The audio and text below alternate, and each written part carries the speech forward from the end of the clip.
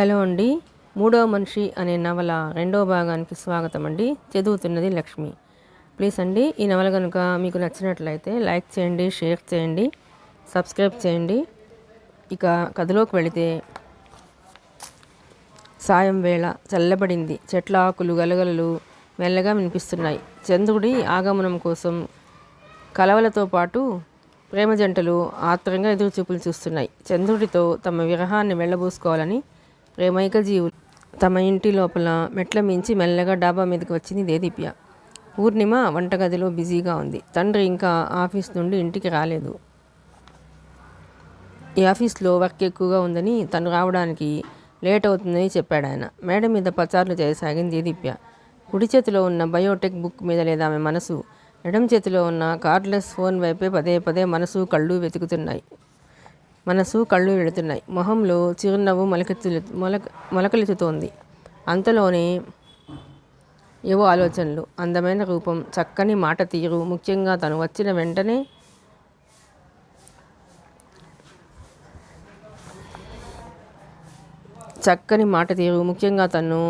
నచ్చిన వెంటనే ఆ విషయాన్ని పేరెంట్స్తో చెప్పడం, ఇవన్నీ ఆకట్టుకున్నాయి. ఎంతోసేపు కంట్రోల్ చేసుకోలేకపోయింది. అతనిచ్చిన నెంబర్ ఆల్రెడీ మైండ్లో ఫీడ్ అయిపోయింది. అప్రయత్నంగా ఆమె చేతి వేళ్ళు నెంబర్ బటన్స్ ప్రెస్ చేయసాగాయి. అటువైపు రింగ్ అవుతున్న శబ్దం ఊపిరి బిగబట్టింది. హలో, గంభీరంగా వినిపించింది అతని స్వరం. హలో, మెల్లగా అంది దేదీప్య. హూ ఈజ్ స్పీకింగ్ అంటూనే వెంటనే గుర్తుపెట్టేసి, దేదీప్య మాట్లాడుతున్నది ఫోన్లో అన్న విషయం మర్చిపోయి గట్టిగా అరిచాడు. ఉలిక్కిపడిన వెంటనే తేరుకుని చిన్నగా నవ్వి, నా చెవులు 40 డెసిబుల్స్ శబ్దాన్నే భరించగలవు, అంతకన్నా ఎక్కువైతే కష్టం అంది దేదీప్య. ఓ, ఐఎమ్ సారీ. ఉదయం నుంచి వెయిట్ చేస్తున్నాను. చాలా టెన్షన్లో ఉన్నాను. మీ వాయిస్ వినగానే ఎగ్జైట్ అయ్యాను. సంజయ్ ఇచ్చాడు. ఇట్స్ ఓకే అన్నది దేదీప్య. ఇద్దరి మధ్య కాసేపు నిశ్శబ్దం. చెప్పండి దేదీప్య, మృదువుగా అన్నాడు. గుండె గొంతులోకి వచ్చిన ఫీలింగ్. ఏం చెప్పను అంది. ఇబ్బందిగా ఉంది. ఏదో తెలియని భయం. అతను దేని గురించి అడుగుతున్నాడో తెలుస్తోంది, కానీ ఎలా చెప్పాలో తెలియడం లేదు. తన ఫీలింగ్స్ మీద తనకే సందిగ్ధత. ఆమెని ఆ పరిస్థితి నుంచి తప్పించడానికా అన్నట్లు టాపిక్ మారుస్తూ, ఏం చేస్తున్నారు అడిగాడు విశాల్. సీరియస్గా చదవాలని బుక్ తీసుకుని డాబా మీదకి వచ్చాను. ఆ పని వదిలేసి మీకు ఫోన్ చేశాను. సీరియస్గా చదవాలనుకున్న వాళ్ళు కార్డ్లెస్ని ఎందుకు వెంట తెచ్చుకున్నట్లో అన్నాడు. దొరికిపోయినట్లు సిగ్గుగా నవ్వింది దేదీప్య. రేపు మీరు ఫ్రీయేనా అడిగాడు అతను. యూనివర్సిటీకి వెళ్ళాలి. ఏం అడిగింది. మిమ్మల్ని మా పేరెంట్స్కి పరిచయం చేయాలనుకుంటున్నాను. రేపు సాయంత్రం మా ఇంటికి రండి అంటూ ఇన్వైట్ చేశాడు విశాల్. ఏమని పరిచయం చేస్తారు అడిగింది. ఏదో ఆలోచిస్తున్నట్లు క్షణం ఆగాడు. ఒక్కసారి ఊపిరి గట్టిగా పీల్చి వదిలి, మీరు ఒప్పుకుంటే నా వుడ్ బీ వైఫ్ అని పరిచయం చేయాలని కోరిక. సూటిగా తన మనసులోని మాట చెప్పాడు అతను. చివ్వన మొహంలోకి రక్తం చిమ్మింది. చెప్పగానే వింత బాధేదో మనసులో విపరీతంగా సందడి చేస్తోంది. అతను సమాధానం కోసం నిరీక్షిస్తున్నాడు. ఆ సంగతి ఆమెకు తెలుసు. నోట మాట రావడం లేదు. అటువైపు నుండి నిశ్శబ్దమే.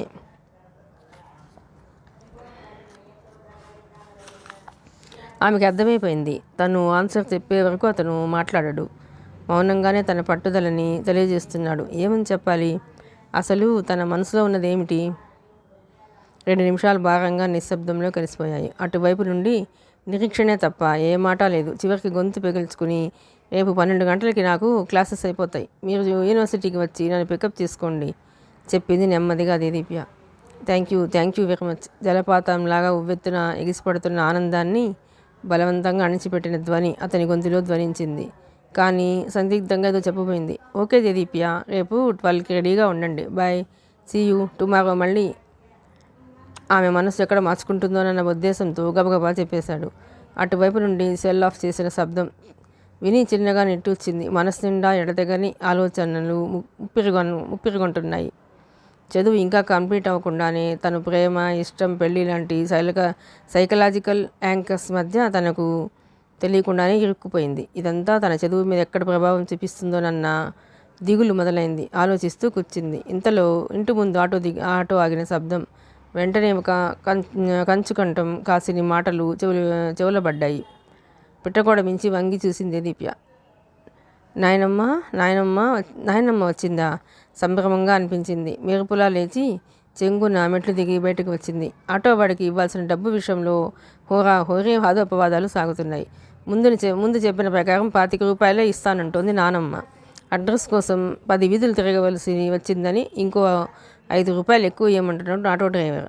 నువ్వెన్ని వీధులు తిరిగితే నాకేం, ఈ అడ్రస్కి ఇంతే మాట్లాడాను, అంతకు మించి ఇవ్వను అని డంకా బజాయించి చెబుతోంది నాయనమ్మ.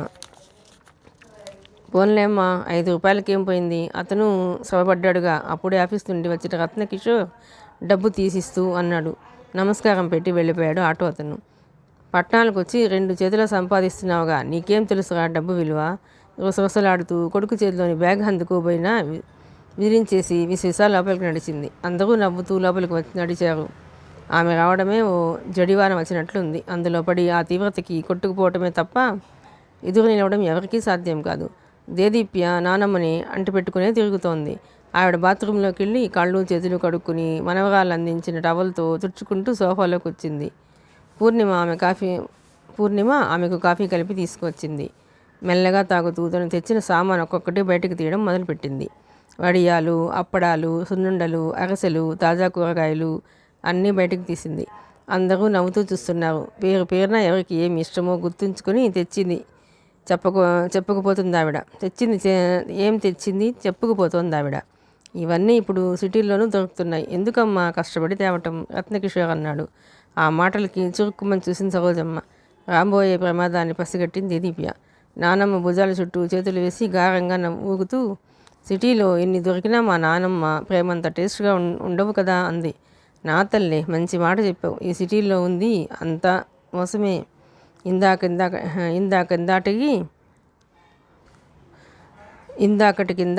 ఆ ఆటోవాడు ఏం చేశాడో చూసావుగా. అదే మనూళ్ళో జట్కా అడిగిన వేగానికి తీసుకెళ్తాడు తప్ప మాట జాగడు. మాట మీద నిలబడటం మనిషికి ముఖ్యం కదా అన్నదామె. రత్నకిషోర్ పూర్ణిమ వంక చూశాడు. పూర్ణిమ దేదీప్య వంక చూస్తోంది. దేదీప్య మురిపంగా వాళ్ళ నానమ్మని చూస్తోంది. ఆవిడ కొడుకు వంక చూస్తూ ఇంకేం క్లాస్ తీయాలా అని తెగ ఆలోచిస్తోంది. ఓ అరగంటలో అంతా సర్దుబాటయింది. అందరూ స్నానాలు చేసి తాపీగా కూర్చున్నారు. దేదీప్య మనసు మాత్రం అలజడిగా ఉంది. తొలి ప్రేమ తాలూకు వాడిని వేడిని ఆమె తట్టుకోలేకపోతోంది. అదీ కాక రేపే అతనింటికి వస్తానని మాట ఇచ్చింది. అంటే అతని ప్రేమను అంగీకరించినట్లే కదా. ఆ విషయం ఇంట్లో చెప్పి తీరాలి. చెప్పకుండా చాటుమాటుగా ప్రేమని నడిపించాలని తనకేం లేదు. అదీ కాక విశాల్ కూడా తన ఇంట్లో విషయం చెప్పేశాడు. తను చెప్పాలనే డిసైడ్ అయింది. ఈ లోపలే నానమ్మ వచ్చింది. ఆ విషయాన్ని ఎలా అర్థం చేసుకుంటుందో ఏమో. మనసులో తర్జన భర్జనలు పడుతోంది దేదీప్య. నానమ్మే విషయాన్ని కదిపింది. అమ్మాయికి మంచి సంబంధం చూశానురా, చిరునవ్వుతోంది. దేదీప్య గుండెల్లో రాయపడినట్లయింది. ఇప్పుడే తనకి పెళ్లి చేయం, ఇంకా చాలా టైం ఉంది. రత్నకిషోర్ మాట ఇంకో బాంబు మాదిరిగా పేలి మళ్ళీ తండ్రి వంక దిగులుగా చూసింది. ఇప్పుడు చేసినా చేయకపోయినా ఒక మాట అనుకుని ఉంటే మంచిది. రేపు మాపు కావాలనుకుంటే మంచి సంబంధం వస్తుందా అంది సరోజనమ్మ. లోకంలో పెళ్లి కొడుకులే కరువైపోయారా నీ పట్టుదల గాని నవ్వుతూ తేల్చేయబోయాడు. మాట దాటేయుకురా. నువ్వు డబ్బున్న సంబంధం నీ కూతురికి తెస్తే తేవచ్చు కానీ ఇంత బుద్ధిమంతుడిని సమర్థుడిని మాత్రం తేలేవు, గుర్తుంచుకో. ఎవరో అంత గొప్ప కుర్రాడు? పూర్ణిమ ఆసక్తిగా అడిగింది. సరోజనమ్మ మొహం వికసించింది. ఏదో చెప్పబోయింది. ఆ చెప్పబోయే వాళ్ళు అమ్మ నాన్నలకు నచ్చిస్తే ఎలా అడ్డుపడాలనుకుంది దేదీప్య. డాడీ నానమ్మ మాటకి అడ్డుపడి గట్టిగా పిలిచింది. అందరూ దేదీప్య వైపు చూశారు. విశాల్ నన్ను వాళ్ళ ఇంటికి పిలిచాడు. వాళ్ళ పేరెంట్స్కి పరిచయం చేస్తానంట. నేను వెళ్ళాలనుకుంటున్నాను చెప్పేసి ఊపిరి పీల్చుకుంది. ఆడవాళ్ళిద్దరూ అర్థం కానట్లు చూశారు. రత్నకిషోర్కి కూతురి డెసిషన్ అర్థమైంది.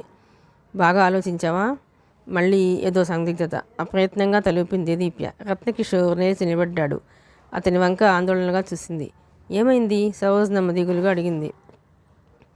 నీ మనవరాలు నీకు నాకు పని తప్పించిందిలే తండ్రి నవ్వుతూ అన్న హర్ట్ అయిన ఫీలింగ్ అర్థమై విలువెల్లాడింది దేదీప్య హృదయం. సరోజనమ్మ దేదీప్య వంక చూసి ఇంతకీ ఎవరే అతను అడిగింది. విశాల్ అని ఏం చెప్పాలో తెలియక ఆగిపోయింది. ఆ కుర్రాడు నీకెలా తెలుసు? పూర్ణమ్మ అడిగింది. సరే లేవండి, భోజనాల టైం అయింది. రత్నకిషోర్ లేవదీశాడు. గొప్ప ఇబ్బందికరమైన ప్రశ్న నుండి తప్పించినందుకు తండ్రి వంక కృతజ్ఞతగా చూస్తూ లేచింది దీప్య. భోజనాల దగ్గర మాట్లాడుతూ, అంతేలే, ఎవరికి ఎవరు రాసి పెట్టారో, దీనికి అదృష్టం లేదు, ఎంత బంగారం లాంటి కుర్రాడు, వాపోయింది సరోజనమ్మ. ఇంతకీ ఆ కుర్రాడు ఎవరు చెప్పకుండా ఏమిటమ్మా నీ బాధ? రత్నకిషోర్ విసుగ్గా అన్నాడు. ఎవరో కాదురా, మన భూషణం గారి అబ్బాయి మనోజ్ లేడు, మొన్న దేదీప్యం తీసుకెళ్ళాను, పెద్దవాళ్ళందరికీ నచ్చింది. కుర్రాడు ఆ రోజు చూసినట్టున్నాడు. ఆ అబ్బాయిని కూడా ఓ ముక్క అడిగేస్తే ఇంక నిశ్చయం అనుకున్నాము. ఇప్పుడు ఇలా అయింది. ఇంతకీ ఆ అబ్బాయి ఎటువంటి వాడో ఏమిటో ఏమీ తెలుసుకోకుండా అంతా దాని మీద వదిలేస్తే ఎలా? అంతేలే, పెద్దవాళ్ళని బట్టే పిల్లలు, కొడుకు వైపు చూస్తూ నీరసనగా అందామె. అవునమ్మా, నీ బట్టే నేను నవ్వాడు. ఈ తెలివితేటలకి ఏం తక్కువ లేదు, నవ్విందామె. అప్పటికీ వాతావరణం తేలిక పడటం చూసి నిట్టూర్చింది దేదీప్య. మర్నాడు ఉదయం మామూలుగా చుడిదార్ వేసుకుని వెళ్తుంటే, అదేం చోద్యమే, మొదటిసారి మీ అత్తమామలు చూస్తా అంటున్నావు, వేలాడే బట్టలేంటి, బుగ్గలు నొక్కుంటూ సరోజనమ్మ విస్తుపోతుంటే పడి పడి నవ్వింది దేదీప్య. ఈ సిటీలో చీరలు నగలు పెట్టుకుని అమ్మవారిలా వెళ్ళానంటే ఇంకేమైనా ఉందా? మై గాడ్ అంది దేదీప్య. నవ్వితే నవ్వని, ఒకళ్ళ విషయం మనకెందుకు, మొదటిసారి చూసినప్పుడు నువ్వు ఇలా సాదాగా ఉంటే ఈ పిల్లకి ముందు వెనక ఎవరు లేరుగా మోలు, అందుకే ఇలా పంపించారనుకుంటారు. నాన్నమ్మ వంక గుడ్లప్పగించి చూసి, నాయనమ్మ నీతో కష్టమే, శాండిల్స్ వేసుకుంటూ అందరికీ బాయ్ చెప్పి కదిలింది. బ్రహ్మంగారు చెప్పింది నిజమే, కాలం చాలా మారిపోతుంది. లేకపోతే అమ్మాయి పెళ్లి చూపులకి అత్తవారింటికి వెళుతుంటే పిల్ల తాలూకు వాళ్ళు మెదలకుండా ఊరుకోవడం విడ్డూరం కదూ, గొణుగుతూనే ఉంది సరోజనమ్మ. మధు, ఈరోజు ఆఖరి రోజు, నన్ను బాగా చూసుకో, రేపటి నుండి నేను నీకు దక్కను, క్లాసు మధ్యలో రన్నింగ్ నోట్స్లో రాసి చూపింది దేదీప్య. గాఢంగా చూసి, లవ్ ఫెయిలా? తను రాసింది. దేదీప్య క్లాసుకి అరగంట లేట్ అయింది. అప్పటికే మధురత వచ్చేయటంతో మాట్లాడుకోవటానికి కుదరలేదు. అందుకే ఈ లేఖలు. లవ్ ఫెయిలా అని మధురలత రాయడంతో నవ్వొచ్చింది. మునిపంట అదిం పెడుతూ, కాదు, లవ్ స్టార్ట్ అని రాసింది. వావ్, కంగ్రాట్స్ అని రాసింది మధులత. థ్యాంక్ యూ అని మురిపెంగా రాస్తుండగా ప్రొఫెసర్ డయాస్ మీద నుంచే వీళ్ళని అబ్జర్వ్ చేశాడు. మిస్ దేదీప్య, ఎనీ ప్రాబ్లం అడిగాడు. ఆయన స్వరం శాంతంగా ఉన్న, చిన్నగా ముడివేసిన కనుబొమ్మలు ఆయన అసహనాన్ని తెలియజేశాయి. గిల్టీగా ఫీల్ అయింది దేదీప్య. వెంటనే సర్దుకుని, sorry sir, please carry on చెప్పింది. ఈసారి ఇద్దరూ శ్రద్ధగా పాఠాలు విన్నారు. క్లాస్ అయ్యాక అందరూ దేదీప్యని ఏడిపించారు. ప్రొఫెసర్ గారి దృష్టిలో పడినందుకు వాళ్ళందరినీ తప్పించాలని డిపార్ట్మెంట్ బయట చెట్టు కిందకి మధులతని లాక్కెళ్ళింది. ఇప్పుడు అతను వచ్చేస్తాడు అంది దేదీప్య. ఎవరు? అయోమయంగా అంది మధులత. ఇంకెవరు, తనే అన్నది దేదీప్య. కోపంగా చూసింది మధులత. విశాల్ సిగ్గుగా పలికి, వాళ్ళ ఇంటికి వెళుతున్నాను, నన్ను పరిచయం చేస్తానంట నవ్వింది దేదీప్య. అమ్మో, స్టోరీ చాలా దూరం వచ్చేసిందే, ఆశ్చర్యపోయింది మధులత. ఈలోగానే డిపార్ట్మెంట్ ముందుకి సర్వన దూసుకొచ్చింది శాంత్రో కారు. వెళ్ళిరా, ఆల్ ది బెస్ట్. మరీ కాల్గేట్ అడ్వర్టైజ్మెంట్లో లాగా నవ్వుతూ కూర్చోకు, కొంచెం సీరియస్నెస్ మెయింటైన్ చెయ్యి హితబోధ చేసింది మధులత. అలాగే నేను తలుపి తడబడే అడుగులతో ముందుకు నడిచింది దేదీప్య. సీట్లోంచి కొంచెం వంగి డోర్ ఓపెన్ చేశాడు విశాల్. కూర్చుని డోర్ లాక్ చేసింది. హలో చెప్పాడు విశాల్. హాయ్ అంటూ చిరునవ్వు చిందించింది. ప్రేమికుని సమక్షం ఇంతగా మనసులో వసంతాలు పూయించగలదని ఊహించలేదు. మనసంతా మధురోహాలతో నిండింది. కన్నెత్తి చూడాలనుకుంటే కనురెప్పల మీద కారు సిగ్గులు కమ్ముకుంటున్నాయి. మనసులో అతని చూపులకే మధురోహలు రెక్కలు చాచుకొని పరిగెడుతున్నాయి. తనువంతా నందనవనమైతే హృదిలో చిలిపి కృష్ణుడు కొలువు తీరాడు. తాను గోపిక అయి ఆ వేణుగానానికి పరవశించిపోతోంది. మీరంటే నాకు ఎందుకంత ఇష్టం దేదీప్య? ఆమెని నిశితంగా పరిశీలిస్తూ అన్నాడు విశాల్. ఎందుకు అన్నట్లు కళ్ళెత్తి చూసింది. కళ్ళెత్తితే చాలు కనకాభిషేకాలు. సన్నగా హం చేశాడు. మొహం పక్కకి తిప్పుకొని సిగ్గుని అతని నుండి దాచేయబోయింది. నవ్వుకున్నాడు అతను. ఎందుకు ఇష్టమో అడగరా అడిగాడు విశాల్. ఎందుకు అడిగింది దేదీప్య. ఆమె స్వరం ఆమెకే విచిత్రంగా వినిపించింది. మీరు మీలాగే ఉండాలనుకుంటారు తప్ప ఎదుటి వాళ్ళని ఇంప్రెస్ చేయడానికి పనిగట్టుకుని ప్రయత్నించరు. మీలో ఈ పాయింట్ నాకు బాగా నచ్చింది చిరునవ్వుతో చెప్పాడు విశాల్. ఆ కాంప్లిమెంట్తో మొహం వికసించింది. ఆనందంతో నవ్వు రాబోయింది. కానీ ప్రతిదానికి నవ్వొద్దన్న మధులత సూచన గుర్తొచ్చి పెదాలు బిగించి నవ్వు ఆపుకుంది. సాంగ్స్ వింటారా అడిగాడు విశాల్. తలూపింది. Old Telugu melody cassette on చేశాడు. మధ్య మధ్య అతను హమ్ చేస్తున్నాడు. మీకు టేస్ట్ ఉందే ఆశ్చర్యపడింది. మీకు అంటే చురుగ్గా చూసి అన్నాడు. అప్పటికే అనాల్సిన మాట అనేసింది కాబట్టి వెనక్కి తీసుకునే ఛాన్స్ లేదు. మిమ్మల్ని చూస్తే పాత తెలుగు పాటలు వినే మనిషిలా అనిపించరు. అప్పుడే విదేశాల నుంచి దిగిన తెలుగు రాని మనిషిలా అనిపిస్తారు. అంటే నేను అంత చండాలంగా ఉంటాను అన్నమాట అని చిరుకోపంగా అన్నాడు విశాల్. కంగారు పడింది దేదీప్య. ఆహా, అలా అనలేదు, మీరు చాలా బాగుంటారు. గాబరాలో గబగబా అనేసింది. చాలా బాగుంటానా? చిన్నగా నవ్వుతూ. ఎంత బాగుంటాను? కొంటెగా అన్నాడు. మళ్ళీ సిగ్గు మంచి తెరలా కమ్ముకొచ్చింది. ఇలా అయితే మీతో మాట్లాడను. పూర్తిగా విండో వైపు తిరిగిపోయింది దేదీప్య. ఓ నిమిషం అలాగే గడిచిపోయింది. అతను పెదవి విప్పి ఏం మాట్లాడలేదు. అనుమానంగా వెనక్కి తిరిగి చూసింది. చూడగానే మీ జడ బాగుంది, ఒత్తుగా నల్లగా అలా ఉంటే నాకు ఇష్టం చెప్పాడు విశాల్. అంటే ఇంతసేపు నా జడను చూసావా? చిరుకోపంగా అడిగింది దేదీప్య. అవును, అంతేకాదు ఇంకా ఏం చూశానో చెప్పమంటారా? నవ్వుని తొక్కిపట్టి అన్నాడు. కళ్ళు పెద్దవి చేసి చూసిందామె. దేదీప్య శరీరంలోని సృష్టికర్త మలచిన ప్రతి అందమైన వంపు సొంపుల్ని అద్భుతంగా వర్ణించసాగాడు. వద్దు, ఏం వద్దు, సీట్లో ముందుకు వంగిపోయి అంది. మళ్ళీ ఏం చూస్తాడో అన్న భయం వేసి మామూలుగా కూర్చుంది. మొహం మాత్రం ఎర్రగా కందిపోయింది. ఒంట్లోని రక్తమంతా మొహంలోకి వచ్చిందా అన్నంత ఎర్రగా ఉంది. అపురూపంగా ఆమె మొహాన్ని చూసి చెయ్యి అందుకోబోయాడు విశాల్. చూడగానే విషయం చూసినట్లు భయంగా చూసి, అమ్మో, నాకు ఇలాగ ఇష్టం ఉండదండి అనేసింది దేదీప్య. భుజాలు ప్రెక్ చేసి ఊరుకున్నాడు విశాల్. కాసేపు ఆగి కోపం వచ్చిందా అడిగింది దేదీప్య. ఎందుకు అని ఇటువంటి పల్లెటూరు అమ్మాయితో ఎలాగాని ఆలోచిస్తున్నాను అన్నాడు విశాల్. మీరే సెలెక్ట్ చేసుకున్నారు మరి నవ్వేసింది దేదీప్య. మళ్ళీ అంతలోని మీ పేరెంట్స్ గురించి చెప్పండి ఆసక్తిగా అడిగింది ఆమె. Daddy business man, mummy house wife, చెల్లెలు మెడిసిన్ చదువుతోంది, 3rd ఇయర్. నాకు కొంచెం భయంగా ఉంది అని దేదీప్య. ఎందుకు? నా చెల్లి మెడిసిన్ చదువుతున్నదనా? అఫ్కోర్స్ నాకు భయమే. తను డాక్టరే, ఎంతమందిని చంపుతుందోనని అన్నాడు విశాల్. అబ్బా, మీతో కష్టమండి విసుగ్గా అంది దేదీప్య. చివర్లో అండి అని సాగతీయటం అతనికి నవ్వు తెప్పించింది. దాంతో నవ్వుతూ ఉండిపోయాడు. ఎర్రటి పెదాలు చివర స్వచ్ఛమైన చిరునవ్వు చిందులేయడం ఎంతో బాగుంది. అలాగే మైమర్చి కన్నాపకుండా చూస్తుండిపోయింది. కళ్ళగిరేశాడు ఏంటన్నట్లు. ఏం లేదని తల తిప్పింది. 2 నిమిషాలు అయ్యాక వచ్చేసాం ఇంటికి అనౌన్స్ చేశాడు విశాల్. నాకు భయంగా ఉంది మెల్లగా అంటూ అతని చెయ్యి రక్షణ కోసం పట్టుకోబోయింది. అమ్మో, నాకు ఇలాగా ఇష్టం ఉండదండి కొంటగా ఆమెని ఇమిటేట్ చేశాడు విశాల్. దానికి దీనికి తేడా లేదా? చిరుకోపంతో చెయ్యి వెనక్కి తీసుకుంటూ అంది దేదీప్య. లేదా అంటే ఇప్పుడు నేను భయం వేసి పట్టుకోబోయాను, అప్పుడు మీరు అంటూ ఆగిపోయింది. ఆమె నెత్తి మీద చిన్నగా మొటిక్కాయ వేసి, బంగారం తేడా ఏం లేదు, టచ్ అన్నది ఒకరికొకరు తోడుగా ఉన్నామని ఫీలింగ్స్ని ఇస్తుంది, అందుకే పట్టుకోవాలనుకున్నాను మృదువుగా అన్నాడు విశాల్. సారీ అతని చెయ్యిని గబుక్కొని పట్టుకుంది. నాకు ఇలాగే కారులో ఉండిపోవాలనుంది, కానీ ఇల్లు వచ్చేసింది, లోపలికి వెళదామా? ఇలాగే ఉందామా? చిన్నగా నవ్వుతున్నాడు విశాల్. చెయ్యి వదిలి నవ్వుతూ కారు దిగింది దేదీప్య. ఆమె కొంచెం బెరుకుగా ఉండటం చూసి, ఏం భయపడొద్దు, మా ఇంట్లో నీకు ఎలాంటి సమస్య రాదు.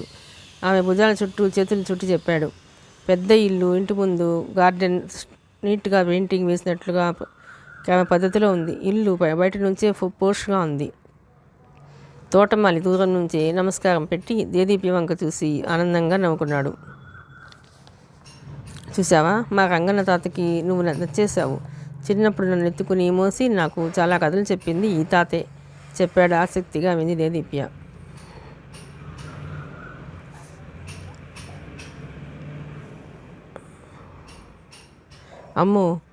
అమ్మా, ఇదిగో నీకు కాబోయే కోడలు దేదీప్య పరిచయం చేసి, ఈమె మా అమ్మ మిస్సెస్ లలితా చక్రధర్ కొంటగా చెప్పాడు. చిన్నగా నవ్వింది ఆవిడ. దేదీప్య చేయి పట్టుకుని దగ్గరకు తీసుకుని, రామ్మ, 2 రోజుల నుంచి మా వాడు నీ జపమే చేస్తున్నాడు, ఒకసారి తీసుకురమ్మన్నాను అందావిడ. వంగి కాళ్ళకు నమస్కరించింది దేదీప్య. ఆనందంతో ఆవిడ మొహం వికసించింది. భుజాలు పట్టుకుని పైకి లేవదీసి, నా మీద భయం భక్తి కన్నా ప్రేమ చూపిస్తే చాలు, నాకు మా అమ్మాయి చరిత నువ్వు వేరు కాదు. ఆవిడ మాటలు ఎంతో నచ్చాయి. మౌనంగా వింది. లోపలి గది నుంచి చరిత చక్రధర్ వచ్చారు. దూరం నుంచే నమస్కరించింది. నవ్వుతూ తల పంకించి, మంచిదమ్మా, మీ అమ్మగారు నాన్నగారు కూడా వచ్చి ఉంటే చాలా బాగుండేది అన్నాడు ఆయన. ఆయన మాటలకు నవ్వేసి ఊరుకుంది దేదీప్య. గర్ల్స్కి ఆమెడు దూరాన ఉండేవాడు మా అన్నయ్య, మీరే మంత్రం వేశారండి గుసగుసగా అంది చరిత్ర. ఆ అమ్మాయి అంత చనువుగా అంటుంటే ఏం సమాధానం చెప్పాలో తెలియలేదు దేదీప్యకు. కొత్త మనుషుల మధ్య కూర్చోవాలంటే ఏంటోగా ఉంది. అందరిలోకి కాస్త తెలిసింది విశాల్ ఒక్కడే. అతనేమో వాళ్ళ డాడీ పక్కన కూర్చుని తన ఫీలింగ్స్ని ఆసక్తిగా పరిశీలిస్తున్నాడు. గొప్ప ఇబ్బందిగా ఉంది. డాడీ ఏం చేస్తుంటారమ్మా? మాటల్లోకి దింపాడు చక్రధర్. చరిత అందరికీ సూప్ సర్వ్ చేసింది. చక్రధర్ చనువుగా ప్రశ్నలు అడగటం, లలిత ఆప్యాయంగా మాట్లాడటంతో బెరుకు తగ్గినట్లు అనిపించింది. ఇంకా లంచ్ చేద్దామా? విశాల్ లేచాడు. లంచా? వద్దు, నేను మా ఇంటికి వెళతాను మొహమాటంగా అంది దేదీప్య. ఇల్లా? ఇంక ఇదే మీ ఇల్లు, ఇక్కడే మొహమాట పడితే ఎలా? విశాల్ నవ్వుతూ అన్నాడు. మొదటిసారి వచ్చావు, ఎలాగో లంచ్ టైం, భోజనం చెయ్యి అభిమానంగా అందావిడ. ఇంకా వాదిస్తే బాగుండదని లేచింది దేదీప్య. వంటకాలన్నీ రుచిగా ఉన్నాయి. అదే చెప్పింది దేదీప్య. అంతా మా అమ్మ చేతి మహత్యం. అవును, మీకు వంట వచ్చా? అడిగాడు విశాల్ దేదీప్య వైపు చూస్తూ. వచ్చినట్లుగా తలూపింది దేదీప్య. భయపడకండి, నాకు కూడా వచ్చు, అప్పుడప్పుడు నేను హెల్ప్ చేస్తాను చెప్పాడు విశాల్. భోజనాలు అయ్యాక అరగంట కూర్చుని బయలుదేరింది దేదీప్య. వెళ్లే ముందు బొట్టు పెట్టి పట్టుచీర పెట్టింది లలిత. వద్దండి, సున్నితంగా తిరస్కరించింది దేదీప్య. విశాల్ మనసు మాకు తెలుసు, నువ్వేమనుకుంటున్నావో తెలియదు. మీరు మంచి స్నేహితులుగా ఉన్నా మాకు అభ్యంతరం లేదు. నువ్వు ఇంటికి కోడలుగా వచ్చినా అభ్యంతరం లేదు. మీరు బాగా ఆలోచించుకుని నిర్ణయం చెబితే పెద్దవాళ్ళం ఒక మాట అనుకుని మంచి రోజు చూసి ముహూర్తాలు పెట్టుకుంటాం అందావిడ. తను చీర వద్దనేసరికి విశాల్ నొసలు ముడివేసి చిరుకోపంగా చూస్తున్నాడు.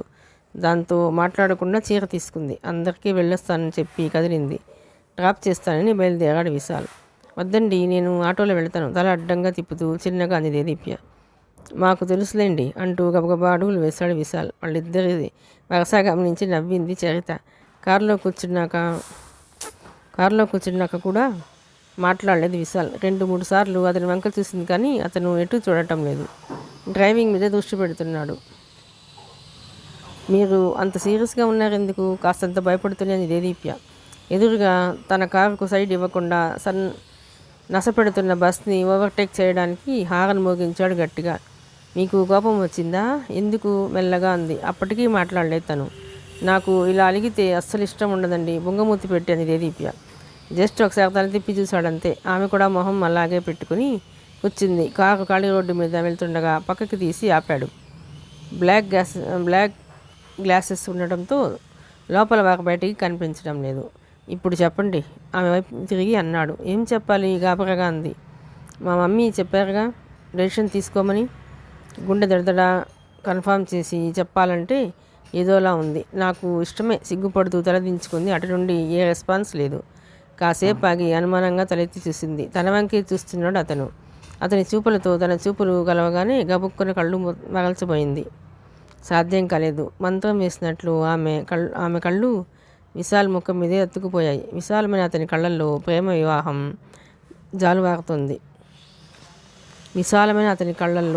ప్రవాహం జాలువారుతుంది. తన చూపులు అతన్ని వదిలి రానంటున్నాయి. మనిషినంతా పేరలైజ్ చేస్తోందనేదని చూపు. అతని చేతులు మెల్లగా పైకి లేచి దేదీప్య బొగ్గల్ని మృదువుగా స్పృశించాయి. కళ్ళప్పగించి చూస్తుండటం తప్ప రెసిస్ట్ చేయాలని కూడా తెలియడం లేదు ఆమెకు. కొద్దిగా ముందుకు వంగాడు విశాల్. అతని పెదవులు ఆమె నుదురుని చిమ్మించాయి. మృదువుగా చీరుటాకులా అలల్లాడింది. కనురెప్పలు సంచలనంతో చలిస్తున్నాయి. 2 రెప్పల మీద ముద్దులిచ్చాడు. నాసిక శిఖరాగ్రంలా సవాల్ చేసింది. నాజూకు సంపెంగలా ఉన్న ముక్కు ముద్దుతో మురిసిపోయింది. తర్వాత అతని టార్గెట్ ఏంటో తెలిసి పెదవులు వణికాయి. వద్దండి ప్లీజ్, నాకు ఇష్టం ఉండదండి మెల్లగా అంది దేదీప్య. కాసేపు అలాగే పరిశీలించి వదిలేశాడు. మెల్లగా కార్ స్టార్ట్ చేసి, మీరు ఇంట్లో కూడా చెబితే మమ్మీ డాడీ వచ్చి మాట్లాడతారు చెప్పాడు విశాల్. అలాగే అన్నట్లు తలూపింది దేదీప్య. 2-3 నెలల్లో ముహూర్తాలు ఉన్నాయని అమ్మ చెప్పింది యథాలాపంగా అన్నాడు. అప్పుడే పెళ్ళా? ఆశ్చర్యంగా అంది దేదీప్య. మరి? ప్రశ్నార్థకంగా చూశాడు. ఇంకా నా చదువు అవ్వలేదు. పెళ్ళయ్యాక చదువు అన్నాడు విశాల్. నో, పీజీ అయ్యాకే ఖచ్చితంగా చెప్పేసింది. ఇంకా సంవత్సరం దేదీప్య అన్నాడు. సో వాట్, మనకి వయసే మీకు లేదు కదా. అయినా చాలా కష్టం దేదీప్య అన్నాడు విశాల్. కష్టం దేనికి? అర్థం కాకంది దేదీప్య. నీకు అర్థం కాదులే గొణుక్కున్నాడు. ఈ విషయంలో మాత్రం నేను ఎవరు చెప్పినా వినను. మినిమం పీజీ ఈ కాలంలో ఆడవాళ్ళకి అవసరం. పెళ్ళైతే చదువు సాగడం చాలా కష్టం. అందుకే మీరు మాత్రం ఈ విషయంలో బలంత పెట్టవద్దు అంది. సరే అంటూ ఒప్పుకున్నాడు విశాల్. పావుగంటలో ఇంటి దగ్గర దింపేశాడు. ఇంట్లోకి రమ్మన్నా రాలేదు. సరే ఇంకోసారి పేరెంట్స్తో కలిసి పిలవచ్చులే అని జేదీపీ కూడా బలవంతం చేయలేదు. ఆ మరుసటి ఆదివారం లలిత, చక్రధర్ని తమ ఇంటికి పిలిచారు పూర్ణిమ, రత్నకిషోర్. స్టేటస్లో కొద్ది తేడా ఉన్నా అంతగా పట్టించుకోలేదు చక్రధర్. కుర్రాడు మంచివాడు, మంచి కుటుంబం అని సంతృప్తి పడ్డారు రత్నకిషోర్, పూర్ణిమ. తామైనా ఇంతకన్నా మంచి సంబంధం తేలేం కదా అని అనుకుంది పూర్ణిమ. 2 కుటుంబాలలోనూ ఎవరికీ ఏ అభ్యంతరం లేకపోయింది. కానీ తన చదువు అయ్యాకనని జేదీపీ పట్టుబట్టడంతో పెళ్ళి ఇమీడియట్గా చేయాలన్న ఆలోచనను వదులుకున్నారు. ఎంగేజ్మెంట్ కూడా ఇంత ముందుగా వద్దనే చెప్పింది. విశాల్ మౌనంగా ఉండిపోవడంతో ఎవరూ పెద్దగా బలవంత పెట్టలేదు. పెద్దల నుండి అనుమతి వచ్చేయడంతో ఎక్కడికి వెళ్ళినా ఇద్దరు ఫ్రీగానే ఉండేవారు. విశాల్ బిజినెస్ ప్లాన్స్లో ఉండటంతో అతనికి కొంత ఖాళీ ఉండేది. పూర్తిగా బిజినెస్లో మునిగిపోతే జేదీపీతో టైం స్పెండ్ చేయడం అవదని తరచుగా ఆమెని కలిసేవాడు. ఖాళీ సమయాల్లో ఇద్దరూ కలిసి పార్కుకో, మూవీకో వెళ్ళేవారు. యూత్ పాయింట్ వాళ్ళిద్దరి ప్రేమాలయం. అక్కడ ఇంటర్నెట్లో అతను ఫ్రెండ్స్తో చాట్ చేయడం తమాషాగా చూసేది. అతను చాలా ఓపెన్గా ఆమెని పక్కన కూర్చోపెట్టుకుని ఫ్రెండ్స్తో మాట్లాడేవాడు. వాళ్ళ మాటల మధ్యలో అమ్మాయిల ప్రసక్తి వస్తే వెంటనే రియాక్ట్ అయ్యేది జేదీప్య. ఫలితంగా అతని చెయ్యో వీపో ఆమె చేతి గోళ్ల దాటికి బగ్గుమనేది. ఓ రోజు సీరియస్గా, నువ్వు అమ్మాయిల గురించి ఆలోచించినా నేను ఒప్పుకోను అంది. ఏం తప్పేంటి? అమ్మాయిలతో మాట్లాడితే ఏమవుతుంది అన్నాడు Vishal. I don't know whether it is right or wrong, but I don't like it.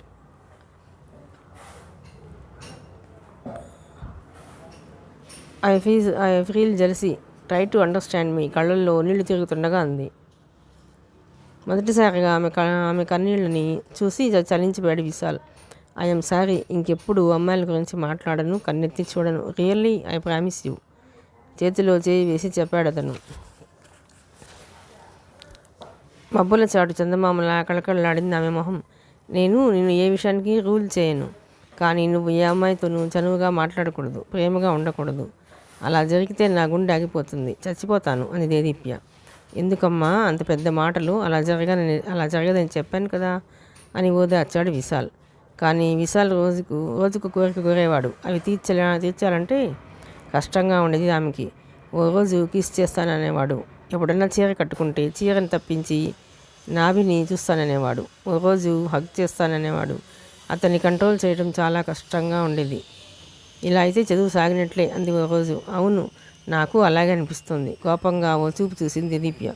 నిజంగా దీప్య, ఏంటి ఈ బాధలు? కాబోయే పెళ్ళాం నుంచి స్వేచ్ఛగా ఓ ముద్దు కూడా పొందలేని ఈ జీవితం ఎందుకు? వృధా కదా. వైరాగ్యాన్ని నటించాడు. అంతలోనే నవ్వొచ్చింది ఆమెకు. నవ్వేస్తూ, నువ్వు అల్లరివాడి విశాల్ కాంప్లిమెంట్లా చెప్పింది. అప్పుడే నా అల్లరి ఏం చూసావు? ఇంకా ముందు ముందు చూస్తావు.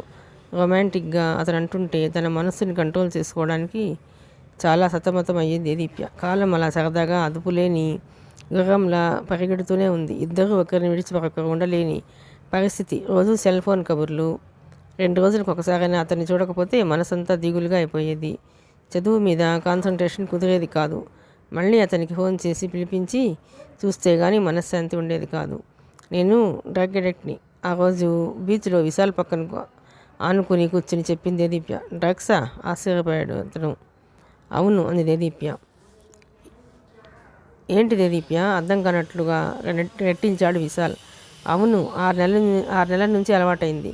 విశాల్ బ్రాండ్ డ్రగ్ తీసుకుంటే తప్ప ఏ పని అవడం లేదు చెప్పింది చిన్నగా నవ్వాడు. నవ్వుకేం తక్కువ లేదు, నన్ను ఇలా ఇబ్బంది పెట్టేస్తూ అంది దేదీప్య. అందుకే ఏ ఇబ్బందులు ఉండకూడదనే అతని మాటని మధ్యలోనే ఆపి అతనికి అభిముఖంగా తిరిగి చేతులు తిప్పుతూ యాక్షన్ చేస్తూ, ఏ ఇబ్బందులు ఉండకూడదని మనం వెంటనే పెళ్లి చేసుకుందాం దేదీప్య అన్నాను.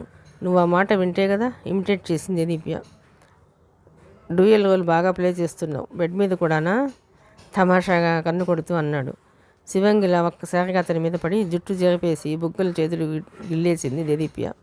సారీ చేతులు జోడించాడు. ఏం వద్దులే, మొహం పక్కకి తిప్పుకుంది. సారీ చెప్పాను కదా, ఇదిగో ఇలా చూడు అంటూ ఆమె చేతులు పట్టుకోబోయాడు. నన్నేం టచ్ చేయొద్దు అలిగింది. ఆమెని ప్రతిమలాడుకునేసరికి అరగంట పట్టింది. ఈ కేరింతలతోనే ఆమె ప్రీవియస్ ఎగ్జామ్స్ రాసేసింది. ఓ రోజు విశాల్ ఫోన్ చేసి మమ్మీ డాడీ డిన్నర్కి రమ్మన్నారని చెప్పాడు. ఇంట్లో పర్మిషన్ తీసుకుంది. తను 2 వీలర్ మీద వెళ్ళింది. వెళ్ళేసరికి అతను అక్కడే టీవీ చూస్తూ కనిపించాడు. ఆంటీ వాళ్ళేరి అని చుట్టూ చూస్తూ అడిగింది. లేరు. టీపాయ్ మీద కాళ్ళు బాగా జాపుతూ అన్నాడు. ఎక్కడికి వెళ్ళారు? ఆశ్చర్యంగా అడిగింది. ఇప్పుడే మా ఆంటీ ఫోన్ చేశారు.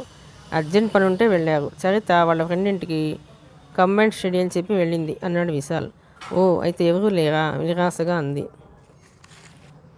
ఆమెని ఎగాదిగా పరిశీలించి చూస్తూ ఎదురుగా చెట్టంత మగాడిని నన్ను పెట్టుకుని ఇంట్లో ఎవరూ లేరా అని అడుగుతామేంటి అన్నాడు విశాల్. సరేలే. మూతి చిత్రంగా తిప్పి డైనింగ్ రూమ్కి నడిచి డైనింగ్ టేబుల్ మీద డిషెస్ మీద మూతలు తీసి చూసింది. అబ్బా, ఆకలి వేస్తుంది అంది. అయితే మనం భోజనం చేసేద్దాం. వాళ్ళు వచ్చేసరికి లేట్ అయిపోతుంది లేచాడు విశాల్. ప్లేట్స్ అరేంజ్ చేసి తనే వడ్డించాడు. అతను మౌనంగా భోజనం చేయడం చూసి ఏంటి ఈరోజు మౌనవ్రతం కళ్ళెగరేసింది. ఏం లేదన్నట్లు సౌండ్ చేశాడు.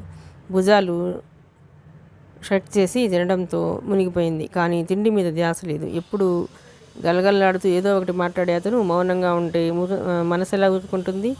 సంథింగ్ ఈజ్ దేర్ అంది. సంథింగ్ ఈజ్ దేర్ అంది. నథింగ్ చెప్పాడు. ఏదో ఒకటి మాట్లాడు విశాల్ దిగులుగా అంది.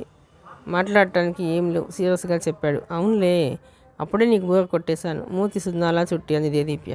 ఆమె తింటున్న హనీ జ్యూస్ స్వీట్ తాలూకు హనీ పెదాలు కంటుకుని రాగమ్మని ఊరిస్తోంది. తల తిప్పేసుకున్నాడు అతను. భోజనం ముగించి లేచి వాష్ బేషన్లో చెయ్యి కొడుకున్నాడు. అక్కడే నిలబడి నాప్కిన్తో చేతులు పెదాలు తుడుచుకుంటున్నాడు.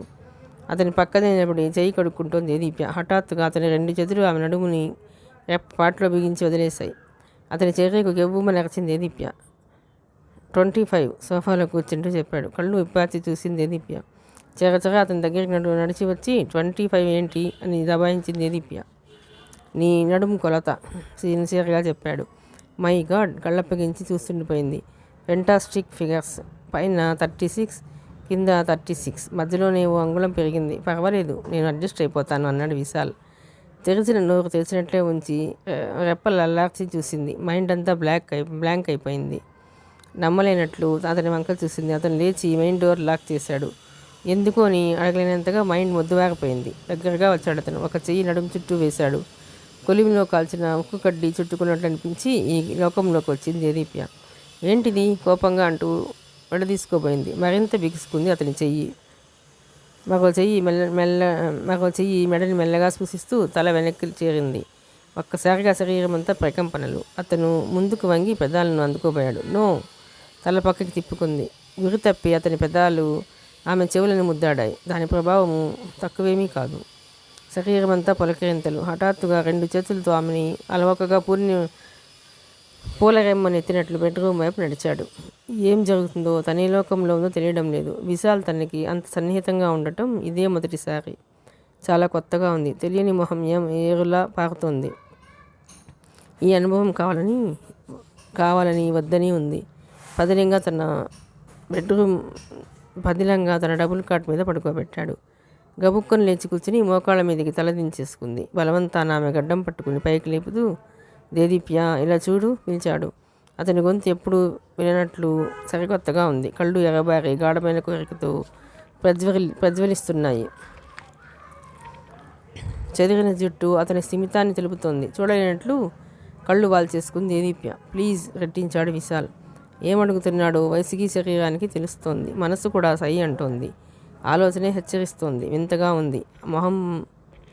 మోహం పుట్టుకొస్తోంది. అలజడి రేగుతోంది. అంతేకాదు భయంగా ఉంది. కోపం వెల్లువెత్తుతోంది. ఏదో తెలియని బాధ దహించి వేస్తోంది. ఏం చేయాలి? ఏం చెప్పాలి తనకి? ఆమె మౌనాన్ని చూసి మరింత చనువు తీసుకున్నాడు. అతని చేతులు ఆమెని బంధించి వేశాయి. వద్దు, నాకు ఇష్టం లేదు విశాల్. విడిపించుకోబోయింది. వదలలేదు. అతని చేతి వేళ్ళేమో నడుము మడతల్ని మృదువుగా తడుముతున్నాయి. నడుము దగ్గర కదలికలతో ఎద మరింత ఉప్పొంగుతోంది. అక్కడ పడింది అతని చూపు. వదిలి రావడం లేదు.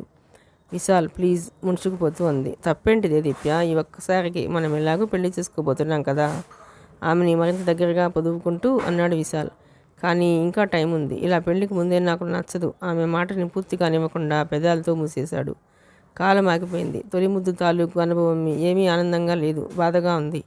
ఏదో తప్పు చేస్తుంది, గిల్టీ ఫీలింగ్.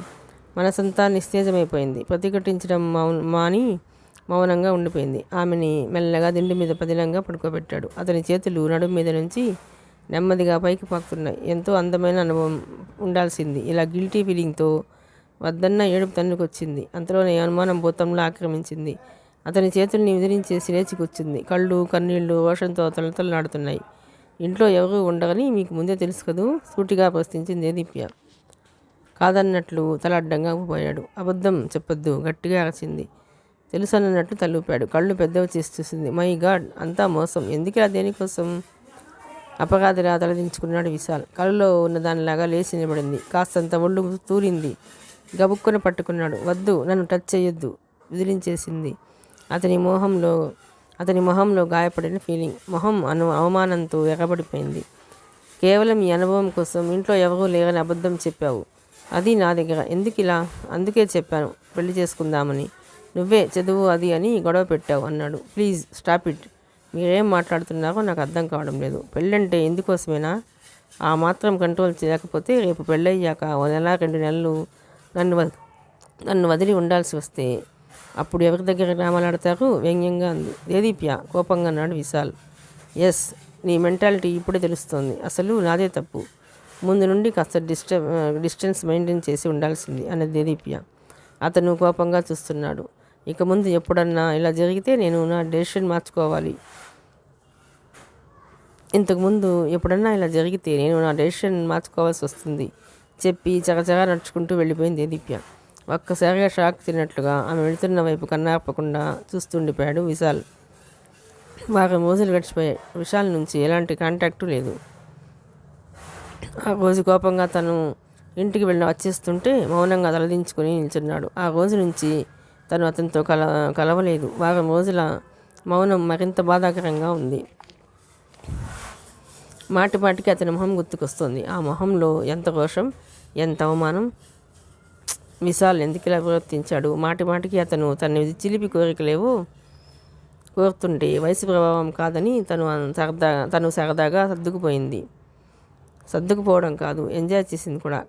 కానీ అంత ప్లాన్ చేసి తనతో ఆ విధంగా బిహేవ్ చేయగలడని అస్సలు ఎక్స్పెక్ట్ చేయలేకపోయింది. ఆ ఆలోచనతో తల బద్దలైపోయేలా ఉంది. ఏం చేయాలి? కోపం నెమ్మదిగా తగ్గుముఖం పడుతున్న కొద్దీ అతన్ని చూడాలన్న కోరిక పెరిగిపోతుంది. అతను పరిచయం అయ్యాక ఏనాడు అతన్ని చూడకుండా కానీ మాట్లాడకుండా కానీ ఇన్ని రోజులు లేదు. బెంగగా దిగులుగా ఉంది. కనీసం అతనైనా ఫోన్ చేయొచ్చు కదా. మనిషికి ఎంత పట్టుదలో కదా.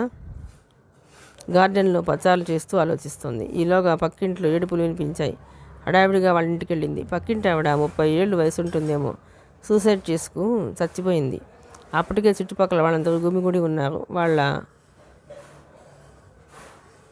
వాళ్ళ స్టోరీ దేదీపికు కొంత తెలుసు. ఆమె భర్తకి ఎవరితోనూ అక్రమ సంబంధం ఉందని, దాని విషయం ఈ మొగుడు పెళ్ళాలిద్దరూ తరచుగా గొడవలు పడుతూ ఉండేవారు. ఆవిడ ఇన్ని తిడుతున్నా కిమ్మనకుండా ఆ మనిషి తలవంచుకెళ్ళిపోయేవాడు. అతను ఎదురైతే చాలు దేదీపికి కంపరంగా ఉండేది. ఇంట్లో పెళ్ళాన్ని పెట్టుకుని ఇంకో ఆడదాంతో ఎలా సంబంధం పెట్టుకుంటారు? అది ఎంత తప్పు పని. విశాల్ ఇంకో అమ్మాయిని గురించి పొరపాటున మాట్లాడినా తను ఎంత క్షోభని అనుభవించేది. అటువంటిది ఏకంగా అతను శారీరకమైన సంబంధం ఏర్పరచుకున్నాడంటే ఈవిడ హృదయం ఎంత గాయపడి ఉంటుంది. అందుకే ఆ బాధను తట్టుకోలేక ఆత్మహత్య చేసుకుని ఉంటుంది. ఈ మగాళ్ళు ఎందుకులా చేస్తారో అర్థం కాదు. అతను భార్యకి కళ్ళ వైపున గోడను అనుకుని కూర్చుని శూన్యంలోకి చూస్తున్నాడు. ఆ మొహంలో బాధంతా నటనని కసిగా అనుకుంది. వచ్చేవాళ్ళు పోయేవాళ్ళు అతనికి సానుభూతి తెలుపుతున్నారే తప్ప ఇదేమని అడిగిన వాళ్ళు లేరు. అవును, మరి ఎందుకు అడుగుతారు? అతను మగవాడు, ఏం చేసినా చెల్లుతుంది. అతన్ని చెడామడా 4 తిట్టాలన్నా మనసుని బలవంతాన అదుపు చేసుకుని గిరుక్కున తిరిగి ఇంటికి వచ్చేసింది. ఇంటికి వచ్చాక స్నానం చేయడానికి బాత్రూమ్కి వెళ్తుండగా ఎందుకమ్మా అని ఒకటికి వెళ్ళటం పూర్ణిమ మందలిస్తున్నట్లుగా అంది.